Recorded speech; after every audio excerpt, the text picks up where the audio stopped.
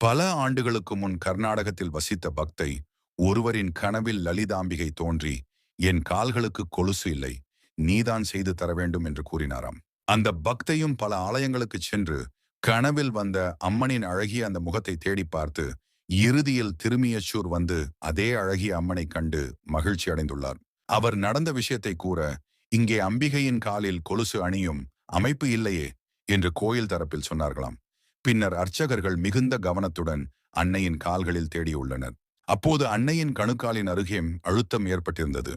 அந்த இடத்தை நன்கு அழுத்தி பார்த்தபோது முக்கால் அங்குலத்தில் துவாரம் இருப்பதை கண்டனர். அம்பாளுக்கு அபிஷேகம் செய்து வந்ததனால் அபிஷேக பொருட்கள் அந்த துவாரத்தை மறைத்திருந்தன. பின்னர் பக்தை கொண்டு வந்த கொலுசு அம்பிகைக்கு அணிவிக்கப்பட்டதாம். அதன் பின்னர் பக்தர்கள் பலரும் வேண்டிக் கொண்டு லலிதாம்பிகைக்கு கொலுசு அணிவித்து தங்கள் பிரார்த்தனையை செலுத்தி வருகின்றனர். வருடத்தில் 3 முறை நடைபெறும் அன்னப்படையல் வைபவம், அதாவது நெய்க்குள தரிசனம் மிகவும் விசேஷமானது.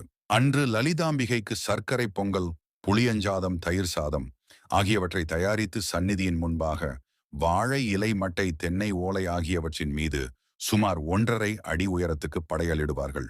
சர்க்கரை பொங்கலின் மையத்தில் குழி அமைப்பு ஏற்படுத்தி நெய் ஊற்றப்படும்.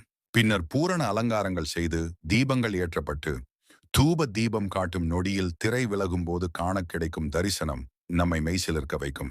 அன்னையின் பிம்பம் அலங்கார பூஷிதையாக சர்க்கரை பொங்கலின் நெய்க்குளத்தில் தெரியும். இதை காண கண்கோடி வேண்டும். இந்த வைபவத்தை தரிசித்தால் மறுபிறவி கிடையாது. நாம் வேண்டியது அனைத்தும் நிறைவேறும், சகல சுபிட்சங்களும் கைகூடும் என்பது நம்பிக்கை.